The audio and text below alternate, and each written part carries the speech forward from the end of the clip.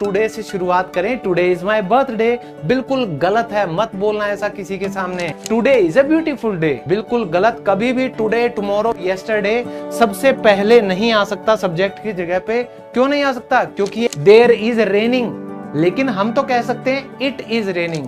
ये जो सेंटेंस है ये बहुत ज्यादा इस्तेमाल होता है डेली लाइफ में। क्यों? मेरी घड़ी में क्या बोलूं? In my watch, on my watch, या और कुछ आ सकता है। इनटू माई वॉच बिल्कुल गलत। यहां आप लिखोगे तो चलिए देयर और इट का कंफ्यूजन हमेशा के लिए दूर कर देते हैं सिर्फ दो बातों से। हेलो दोस्तों, नमस्कार, स्वागत है आप सभी का आज की इस जबरदस्त वीडियो में, जिसमें सबसे ज्यादा परेशान करने वाले दो शब्द आज मैं आपके साथ डिस्कस करने वाला हूं, जो बहुत कंफ्यूज करते हैं। जब आपको सब्जेक्ट नहीं दिया गया तो आप इंग्लिश में क्या लगाओगे? तो आज मैं आपके साथ डिस्कस करूंगा पूरे एग्जाम्पल और एक्सप्लेनेशन के साथ कि देयर और इट का जो कंफ्यूजन है उसको आप हमेशा के लिए कैसे दूर कर सकते हैं। तो जल्दी से शुरू करते हैं ये जबरदस्त वीडियो। शुरू करने से पहले मैं चाहूंगा आप खुद अपना जो लेवल है उसको जांच लें। आप खुद इट और देयर का प्रयोग करें इन एग्जाम्पल्स में, जिससे आपको थोड़ा कॉन्फिडेंस आएगा कि यार मैं जीरो नहीं हूं, कुछ तो मुझे भी आता है। तो मेरे साथ आप ये सॉल्व कर सकते हैं, या आप इस वीडियो को एक बार पॉज करके अपने सारे सवालों के जो जवाब हैं उनको लिख सकते हैं, इनकी ट्रांसलेशन, और फिर मेरे साथ मैच कर सकते हैं। तो चलो शुरू करते हैं। अभी 7 बजे हैं। It is 7 o'clock now. तो कोई भी अगर कह रहा है कि यार अभी 7 बजे हैं तो उसको इंग्लिश क्या होगी? It is 7 o'clock now. ये 50 फीट गहरा है, इसकी इंग्लिश होगी इट इज 50 फीट डीप। ये 50 फीट गहरा है। कुआं हो सकता है, खाई हो सकती है, कुछ भी हो सकता है। आज मेरा जन्मदिन है। Thank you. वैसे आज नहीं है, मेरा होता है 11 नवंबर को। ठीक है, विश करना ना भूलें और अपनी दुआएं लाइक, शेयर, सब्सक्राइब के साथ मेरे पास आते रहने दीजिए 11 नवंबर तक और उसके बाद भी। तो आज मेरा जन्मदिन है। It is my birthday today. मुझे लगता है कई लोगों ने ये गलती जरूर की होगी। बहुत आम बात है कि टुडे से शुरुआत करें। टुडे इज माय बर्थडे बिल्कुल गलत है, मत बोलना ऐसा किसी के सामने। आज मैंने आपको बता दिया है, तो आप ये गलती खुद मत करना और किसी को करने मत देना। ठीक है। कमरे में 10 लड़के हैं। आप कहोगे देयर आर 10 बॉयज। कहां है भाई? कमरे में, इन द रूम। नेक्स्ट हमारा है आज खूबसूरत दिन है। तो इसकी इंग्लिश क्या होगी? इसकी इंग्लिश होगी it is a beautiful day today. It's a beautiful day today. तो दोस्तों कई लोग जो ये गलती करते हैं कि जो टुडे है ना, इसको सबसे आगे रख देते हैं। वो कहेंगे today is a beautiful day. बिल्कुल गलत। कभी भी टुडे, टुमारो, यस्टरडे सबसे पहले नहीं आ सकता सब्जेक्ट की जगह पे। क्यों नहीं आ सकता? क्योंकि ये एडवर्ब है टेक्निकल टर्म्स में, और एडवर्ब कभी भी सब्जेक्ट की जगह नहीं ले सकता। वहां सिर्फ नाउन या प्रोनाउन आ सकता है। ठीक है, और डिटेल में समझ लेंगे एग्जाम्पल के साथ। लास्ट कीजिए, मेरे घर के सामने एक मंदिर है। तो कई बार कहते हैं ना, मेरे घर के सामने वाली खिड़की में एक चांद का टुकड़ा रहता है। तो आप कह रहे हो भाई मेरे घर के सामने तो एक मंदिर है, क्योंकि आप भक्त इंसान हो। आप कह रहे हो there is a temple. There is a temple in front of my house. दोस्तों यहां पे आप होम नहीं लिख सकते। क्यों नहीं लिख सकते? क्योंकि जब आप किसी दूसरे बिल्डिंग की, किसी लोकेशन की बात कर रहे हो, तो आप अपने घर की लोकेशन बताओगे बिल्डिंग के हिसाब से, जो कि क्या है? हाउस है, होम नहीं है। तो चलिए देयर और इट का कंफ्यूजन हमेशा के लिए दूर कर देते हैं सिर्फ दो बातों से। सिर्फ दो बातें समझकर आज के बाद आप कंफ्यूज कभी नहीं होगे कि मैं देयर कहां लगाऊं, इट कहां लगाऊं, जिसमें बड़े बड़े टीचर्स मार खा जाते हैं, समझ नहीं आता। आज के बाद आप दिक्कत में नहीं आओगे। दोस्तों देयर और इट का दोनों का ही इस्तेमाल किया जाता है सब्जेक्ट के रूप में, जहां आपको सब्जेक्ट दिया ना गया हो, मान लिया। लेकिन देयर कहां लगाओगे? देयर आप वहां लगाओगे जहां क्रिया यानी काम का प्रयोग नहीं है, कोई एक्शन की बात नहीं हो रही है।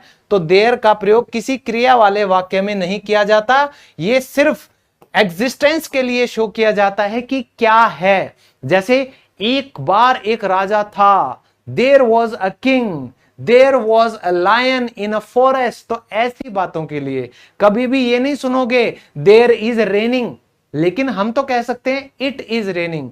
इस बात को याद रखो, लिख लो इस एग्जाम्पल को, ताकि आप गलती करो नहीं और दूसरा कोई करे तो आप ऐसे करो सही है भाई। आप पूछना भाई इंग्लिश कहां से सीखी थी, और वो अगर किसी भी चैनल का नाम बताए उसको कहना कि इंग्लिश लवर्स चैनल पर आ, वहां आपको सारे फैक्ट्स मिलेंगे और सही इंग्लिश भी सीख जाओगे। तो एक शेर था, देयर वॉज अ लायन, लेकिन कोई काम हो रहा है तो आपको कहना पड़ेगा इट इज रेनिंग। फिर कीचड़ है, यानी एग्जिस्टेंस बता रहे हो सिर्फ, आपने कहा देयर इज मड, ठीक है। जाड़े का मौसम था, अब जब भी आप इट की बात करोगे ध्यान रखो, अगर आपने मौसम की बात करी है, टाइम की बात करी है, तो आप क्या लगाओगे, आप इट का ही प्रयोग करोगे और किसी चीज का यूज नहीं होगा। देखो एक लड़का है, देयर इज अ बॉय, ठीक है, और 4:45 बजे थे टाइम, तो दोबारा से क्या लिखोगे, इट वॉज 4:45। ये मैंने आप सबको सिखा रखा है, जिसने नहीं सीखा मेरी वीडियोस जरूर जाकर देखिए। जो भी कंप्लीट कोर्स मैंने यहां दिया हुआ है सुपर 30 के नाम से, जो लेटेस्ट कोर्स है, उसको आप फ्री में मेरे यूट्यूब चैनल पर देख सकते हो, जिसमें इस तरह की सारी कंफ्यूजन्स मैंने दूर कर रखी हैं। तो अब एग्जांपल कर लें, देयर का इस्तेमाल आप सबसे ज्यादा करते हो जगह को बताने के लिए, कि मैं वहां गया था, आई वेंट देयर। तो सबसे पहला इस्तेमाल जो देयर का आप करते हो एज एन एडवर्ब, उसकी प्रैक्टिस कर लेते हैं। वहां मत जाओ, यानी आप किसी जगह की बात कर रहे हो, वहां यानी कि आप बात कर रहे हो जगह की, तो वहां मत जाओ। आपने कहा डू नॉट गो देयर। फिर आपने कहा भाई, हाँ भाई कौन है वहां, आप पूछ रहे हो हु इज देयर, ठीक है। अगला है वह वहां अकेला रहता है, आप कह रहे हो ही लिव्स देयर, वो वहां रहता है लेकिन कैसे, अकेला, alone, he lives there alone. मेरा सामान वहां रख दो, पुट माय सामान यानी कि लगेज कहां रख दो, वहां यानी कि देयर। फिर क्या तुम वहां गए हो, हैव यू बीन देयर। दोस्तों यहां मजे वाली बात यह है, ये जो सेंटेंस है ये बहुत ज्यादा इस्तेमाल होता है डेली लाइफ में। क्यों, जब भी हम किसी से पूछते हैं अरे यार अमेरिका एक नंबर की जगह है, वहां ऐसा है वहां ऐसा है, तो दोस्त पूछते हैं गया है कभी वहां पे, तो इंग्लिश इसकी क्या होगी, हैव यू बीन देयर, ठीक है। हम वहां एक हफ्ता ठहरे थे, तो आप कह रहे हो ऐसे मत बोल, ये देख मेरा पासपोर्ट, वीजा लगा था मेरा, 1 हफ्ते रुके थे हम वहां पे। इंग्लिश क्या होगी, we stayed there for a week, कि भाई 1 हफ्ता रुका था मैं, ऐसे ही फ्री में हवा नहीं मार रहा, ठीक है। अब जो कंफ्यूजन करने वाली बात है, देयर का इस्तेमाल सब्जेक्ट के रूप में कहां होगा, जहां आपको सिर्फ इतना बताना पड़े कि भाई किसी चीज की एग्जिस्टेंस है, कोई चीज मौजूद है या मौजूद थी। जैसे जंगल में एक शेर था, there was a lion in the forest, there was a king long time ago, there were 2 kings. ऐसे ही तो बताना होता है ना, कहानियों में यही बताते हैं। तो देखो इसमें कोई शक नहीं है, ये ना डमी सब्जेक्ट के तौर पे इस्तेमाल होता है वर्ब को इंट्रोड्यूस करने के लिए, जहां और कोई सब्जेक्ट है ही नहीं। तो जो वर्ब यानी कि हेल्पिंग वर्ब, जो क्रिया होती है, उसको इंट्रोड्यूस करने के लिए लिखा जाता है। इसका कोई मतलब नहीं होता, इसका कोई ट्रांसलेशन नहीं होता है इसमें, जब ये वर्ब से जस्ट पहले आए। इसमें कोई शक नहीं है, there is no doubt in that. आप कहते भाई इसमें कोई शक नहीं है, there is no doubt in that. कक्षा में कोई नहीं था, तो यहां सब्जेक्ट है नहीं है, तो हम क्या लिखेंगे, there was no one in the class. फिर आप कह रहे हो मेरी जेब में 50 रुपए हैं, तो करता दिख रहा है आपको, कोई सब्जेक्ट है नहीं है, तो आप लिखोगे ना देयर, और तो कुछ है ही नहीं option. There are 50 rupees, 50 rupees in my pocket. Pocket में रॉकेट है, पॉकेट में, ये रुपीज नहीं दिख रहा क्या ढंग से, इसको रुपीज कर देते। एक बार एक राजा था, ठीक है, आप कह रहे हो once there was a king, once there was a king.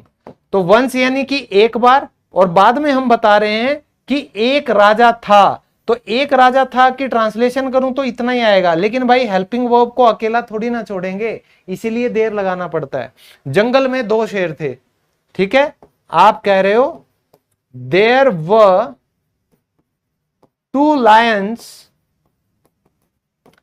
In the forest, ठीक है, और लास्ट में अलमारी में कमीज नहीं है, तो आप कह रहे हो there is no shirt in the एलमीरा। अब इट का इस्तेमाल हम करेंगे सब्जेक्ट की तरह, प्रोनाउन की तरह, लेकिन आप यहां कौन कौन सी चीजें बता सकते हैं इट के साथ, ध्यान से देखिएगा। तो मुझे ये पसंद नहीं है, आप कह रहे हो आई डोंट लाइक इट। अब मुझे ध्यान से बताओ, क्या आप यहां पर देयर लिख सकते हो? बिल्कुल नहीं लिख सकते, ठीक है ना। इसकी 4 टांगे हैं, तो आप किसी जानवर की बात कर रहे हो तो उसके लिए तो इट लगाना ही पड़ेगा ना भाई। It has 4 legs. फिर मैंने ये कर दिया, आप कह रहे हो I have done it, I have done it. तो एज ए प्रोनाउन आप इट को सामने भी लगा सकते हो और पीछे भी लगा सकते हो, ठीक है। नेक्स्ट, तुमने ये तोड़ दिया है, जैसे मैं कहूं यार तुमने ये तोड़ दिया, तो मैं क्या कहूंगा? मैं कहूंगा यू हैव ब्रोकन इट, ठीक है। मैंने वो तुम्हें दिया था, आप किसी भी सामान की बात करो, यार मैंने तो तुम्हें दिया था, गिफ्ट की बात कर रहे हो, ठीक है। आप कह रहे हो I gave it to you, I gave it to you, और वो बहुत खूबसूरत जगह थी। तो जगह को इंट्रोड्यूस करने के लिए आप क्या यूज करोगे? हमेशा इट का। आप कह रहे हो इट वॉज अ ब्यूटीफुल, क्या थी वो जगह, यानी कि place, it was a beautiful place, okay. अब इट का इस्तेमाल हम करेंगे डमी सब्जेक्ट की जगह, जहां इट का कोई अर्थ नहीं है। अब जो हमने किया था वहां इट का एक मतलब था, लेकिन अब जो कर रहे हैं वहां इट का कोई ट्रांसलेशन नहीं हो सकता। जैसे मैंने अभी अभी बोला कि मैंने ये कर दिया है, आई हैव डन इट, तुमने ये तोड़ दिया है, आई हैव ब्रोकन इट, समझ आया। तो अब ये वो का कोई चक्कर नहीं है, सिर्फ डमी सब्जेक्ट है। मजा आएगा, आप कह रहे हो मजा आएगा, तो आप कह रहे हो इट विल बी फन। तो मजा आएगा यहां तक कंप्लीट हो जाता है, इट हमारा डमी सब्जेक्ट है। अंधेरा हो रहा है, टाइम के लिए डमी सब्जेक्ट क्या है? इट। तो आप कह रहे हो इट इज गेटिंग डार्क। तो ध्यान से देखोगे, गेटिंग डार्क का मतलब होता है अंधेरा हो रहा, इसका मतलब है। तो अंधेरा हो रहा है, यहां तक आपका पूरा कंप्लीट हो जाता है, लेकिन इट हमारा आ रहा है एज अ डमी सब्जेक्ट।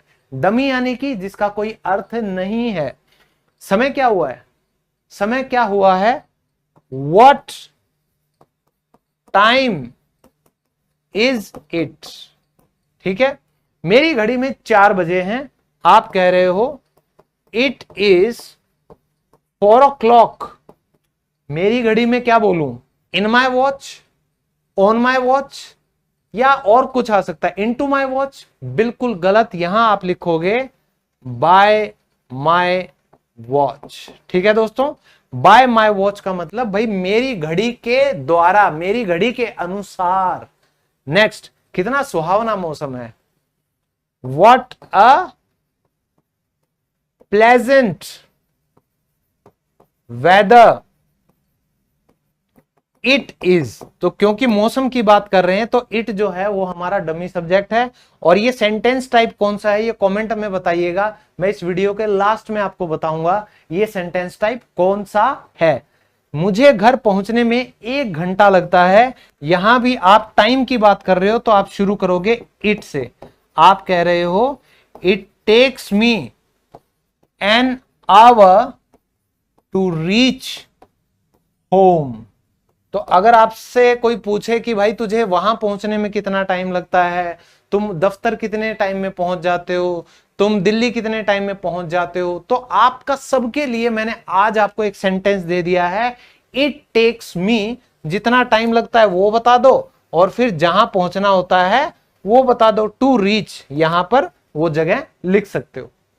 आप सभी को रक्षाबंधन की ढेरों शुभकामनाएं। तो क्योंकि आज रक्षाबंधन का दिन है तो मेरी तरफ से मेरी सभी बहनों के लिए और भाइयों के लिए भी, क्योंकि वो भी शायद अभी इस इंतजार में हैं कि भाई मैं नौकरी लग जाऊं अच्छी सी या प्रमोशन हो जाए तो मेरी बहन को मैं और बड़ा गिफ्ट दूंगा। तो मेरी तरफ से गिफ्ट है आप सभी के लिए रक्षाबंधन ऑफर। जो भी मेरे 2 कोर्सेज थे, 0 लेवल टू हीरो लेवल और जो हमारा संकल्प बैच है, दोनों पर ही मैंने आपको ऑफर दे दिया है 300 रुपीज का। तो ये काट कर सिर्फ दोनों कोर्स अब आपको मिलेंगे 1199 में।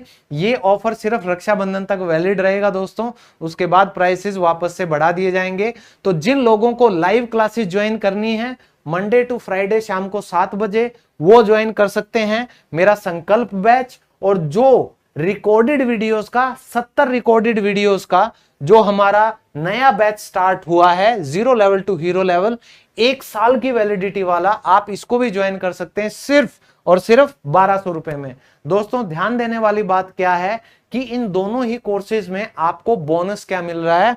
देखिए दोस्तों, 1000 रुपए की जो मेरी 4 किताबें, मेरी पब्लिश्ड बुक्स जो हैं Amazon फ्लिपकार्ट पर, वो 3 की 3 किताबें और उनके साथ एक ग्रामर की बुक अलग से, 4 किताबें 1000 रुपए की मैं आपको इस कोर्स के साथ फ्री दे रहा हूं। तो ये कोर्स आपको पड़ रहा है सिर्फ 200 रुपए में। और इसके अलावा ये जो पूरा आपका कोर्स है, 10 से ज्यादा पीडीएफ इसमें और 10 से ज्यादा पीडीएफ संकल्प बैच में आपको दिए जाएंगे, जिससे आपको बाहर से कोई भी स्टडी मटेरियल लेने की जरूरत नहीं पड़ेगी। कंप्लीट स्पोकन इंग्लिश का स्टडी मटेरियल आपके पास होगा। और प्रैक्टिस के लिए जो भी हमारी क्लास होगी हर किसी का पीडीएफ भी आपको मिलेगा। और संकल्प बैच में अगर आप जुड़ते हैं तो मेरे साथ आपकी लाइव स्पीकिंग की प्रैक्टिस भी होगी। तो इस मौके का फायदा उठाइए, जल्दी से इंग्लिश लवर्स एप्लीकेशन डाउनलोड कीजिए। और अगर आपको सिर्फ स्टडी मटेरियल चाहिए वो भी हमारे पास अवेलेबल है। आपको रीडिंग प्रैक्टिस के लिए 50 कहानियां पूरे ट्रांसलेशन के साथ, वर्ड मीनिंग के साथ आपको चाहिए तो सिर्फ 99 रुपीज में वो पीडीएफ भी आपको अलग से मिल जाएगा। तो ढेरों पीडीएफ, प्रैक्टिस अगर आपको करनी है फ्री में, अपनी इंग्लिश का लेवल चेक करना है फ्री में, आप मेरी एप्लीकेशन पे आइए। वहां आपको टेस्ट मिलेंगे, क्विज मिलेंगे, ढेरों स्टडी मटेरियल मिलेगा, रिकॉर्डेड वीडियोस और लाइव क्लासेस के अलग अलग बैच मिलेंगे। तो आपके ऊपर है, इस रक्षाबंधन पे, इस त्योहार पे आप अपने आप को एक गिफ्ट दीजिए और शुरू कर दीजिए अपनी स्पोकन इंग्लिश की ये जर्नी। कोई भी आपका सवाल हो, क्वेरी हो, आप इन दिए गए 2 नंबर्स पर कॉल या मैसेज कर सकते हैं। सुबह 9:30 से शाम को 6:30 तक। बस त्योहार का टाइम है तो ये भी बिजी होंगे अपने घर में फेस्टिवल में, ध्यान रखिएगा। 8222016580 और 9599170384। तो मेरी तरफ से सभी को रक्षाबंधन की ढेरों शुभकामनाएं। मैं भगवान से दुआ करता हूं कि मेरी और इस देश की जितनी भी फीमेल्स हैं वो सब सुरक्षित रहें, अपने भाइयों के साथ, भाइयों के बिना, बस सुरक्षा से रहें, खुश रहें, आबाद रहें और हमेशा इस देश को आगे बढ़ाते रहें, खुद भी आगे बढ़ते रहें। Thank you. जय भारत, जय हिंद।